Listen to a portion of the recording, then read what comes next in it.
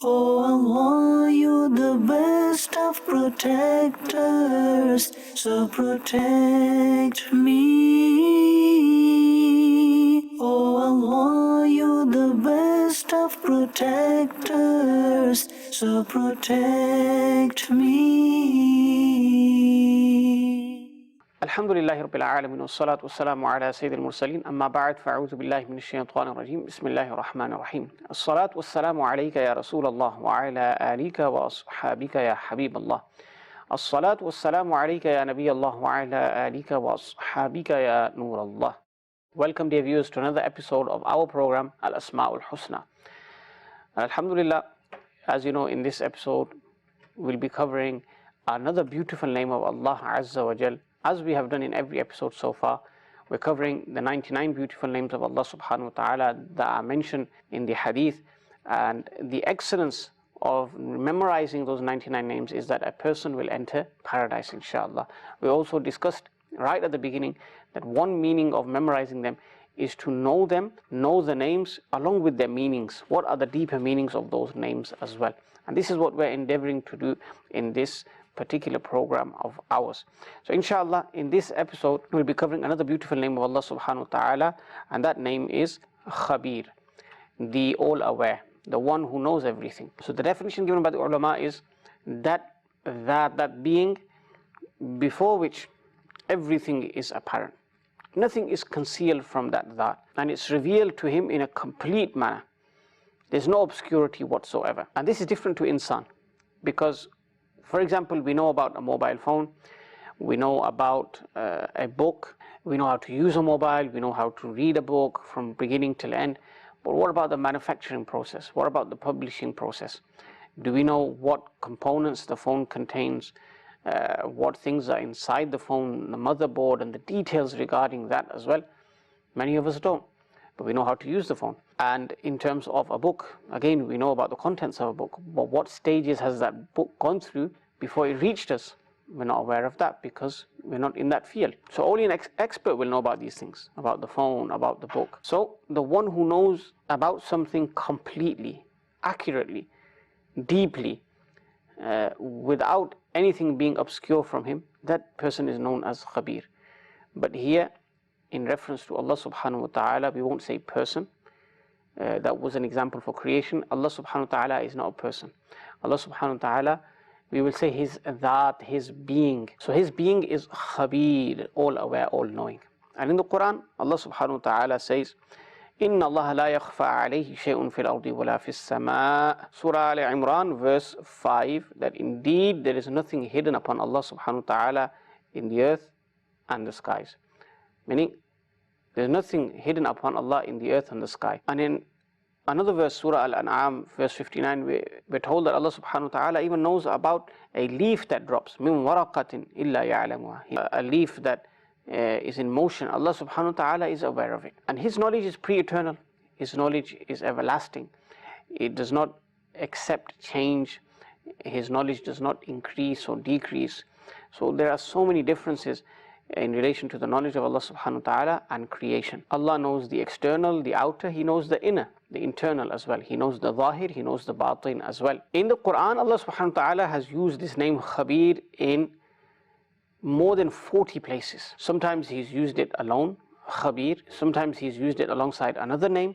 So there's varying ways in which the name has been used. Sometimes it's used alongside Hakim, the wise one, the all-wise. Sometimes it's used alongside Latif. Sometimes it's used alongside Alim. So inshallah, let us hear a few of those verses where Allah subhanahu wa ta'ala has used this name of His Khabir and what we can learn from those ayat. The first of all, Surah Baqarah verse 271. If you were to reveal sadaqat, meaning you give it apparently, openly, فَنِعِمَّا هِي, then it's good. But if you were to conceal it and give it to the fuqara, فَهُوَ خَيْرٌ لَكُمْ, then this is better for you.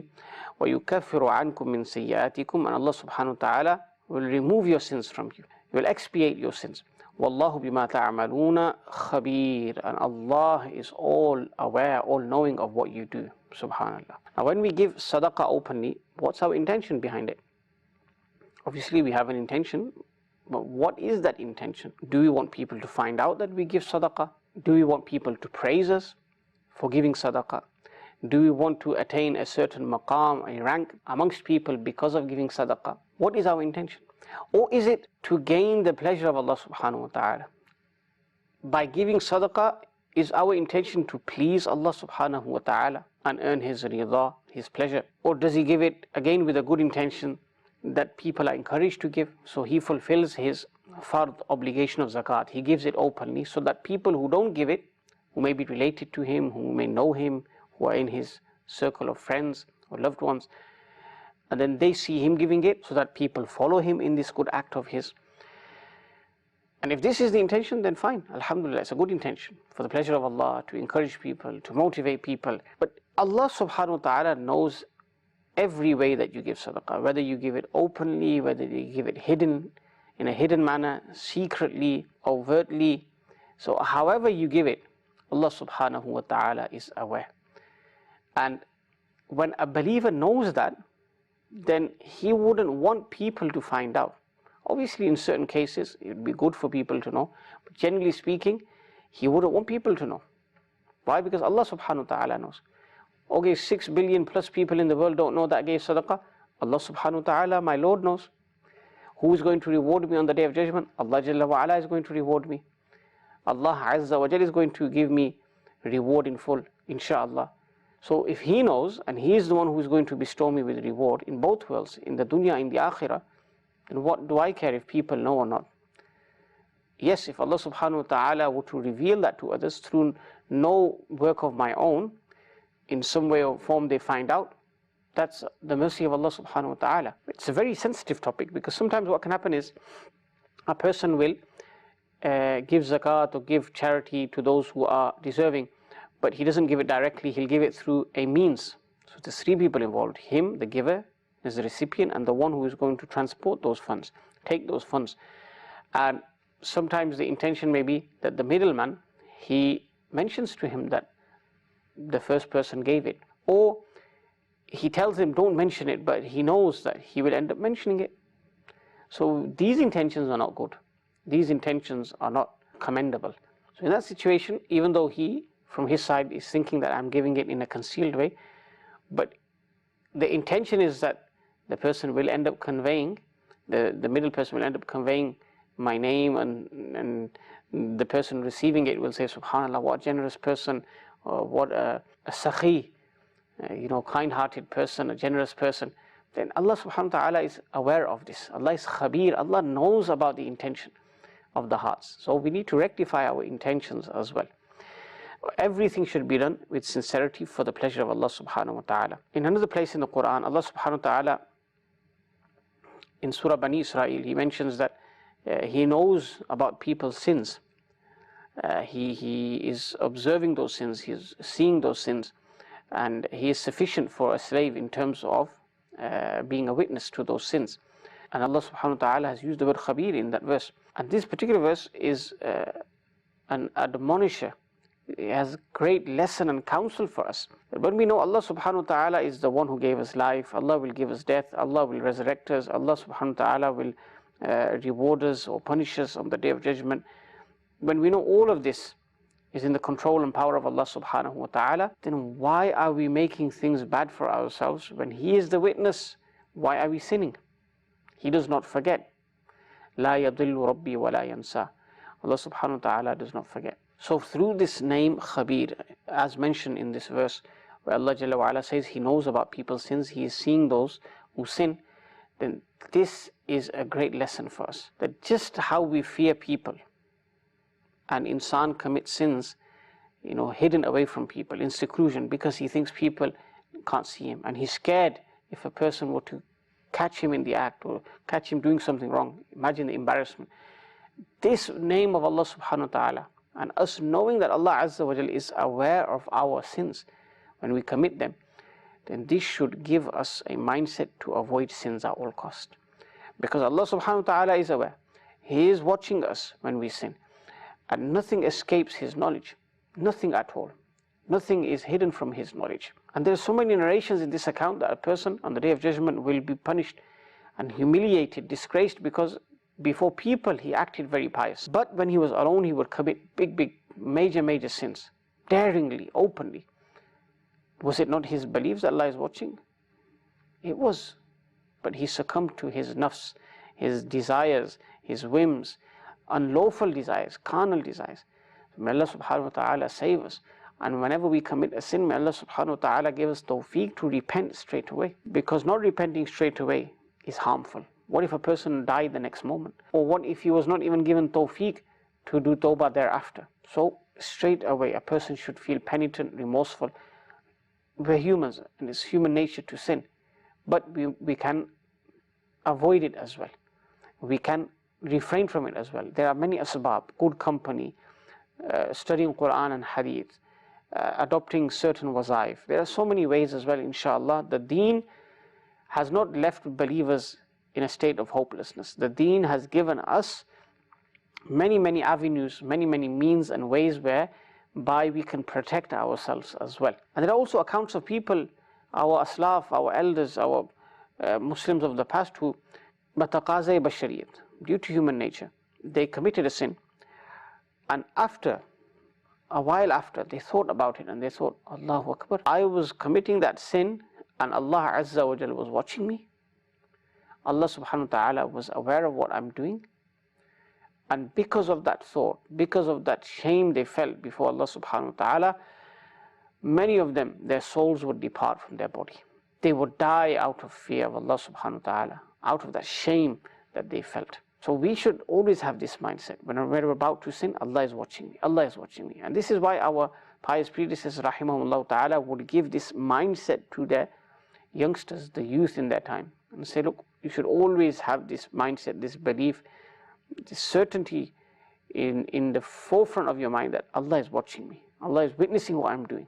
And that will help a person refrain from sins, insha'Allah ta'ala. In another verse of the Quran, Allah subhanahu wa ta'ala mentions Khabir as well, this beautiful name. He says, and this is in Surah Bani Israel, verse 30, that indeed Allah extends the rizq for whomsoever He wants, makes it vast for whomsoever He wants, and He restricts it for whomsoever He wants. Allah subhanahu wa ta'ala is all aware, all seeing in regards to His slaves.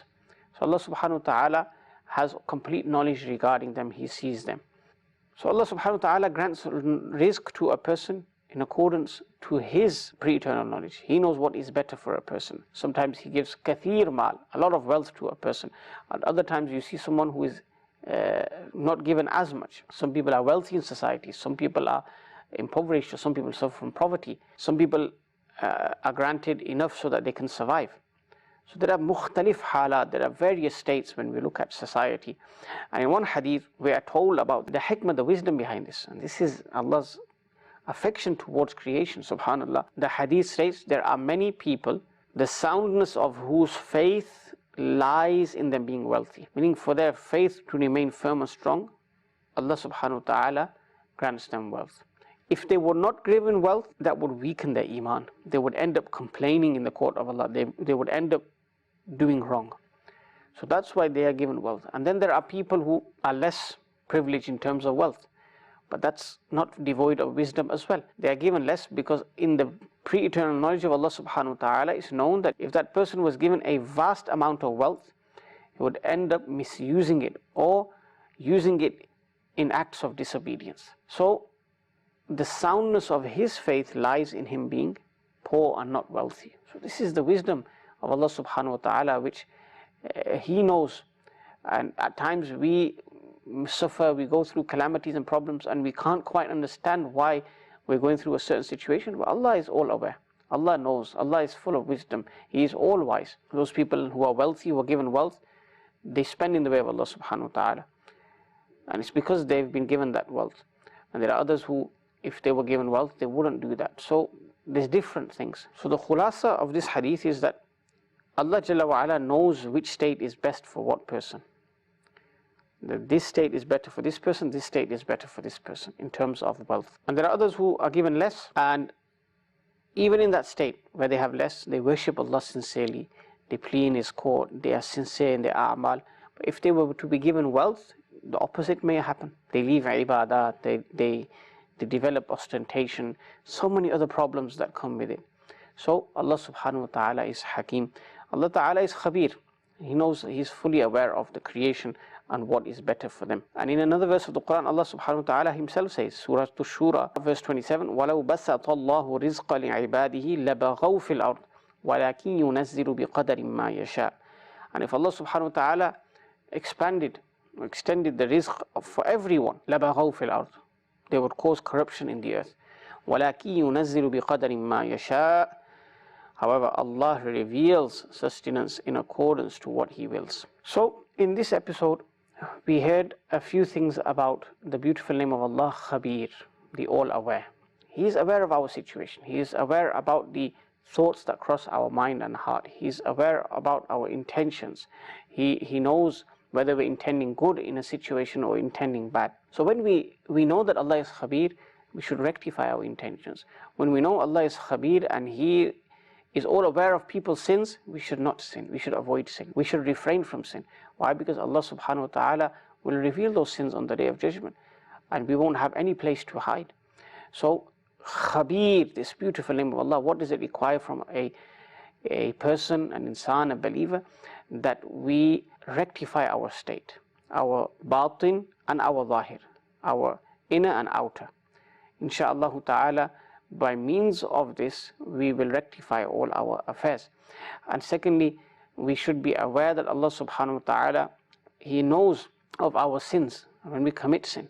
So this should give us this khawf, this fear, that whenever I sin, if it's in seclusion and we think that creation is not looking, Allah subhanahu wa ta'ala is observing. Allah subhanahu wa ta'ala knows. Allah subhanahu wa ta'ala, His knowledge is complete. He does not forget.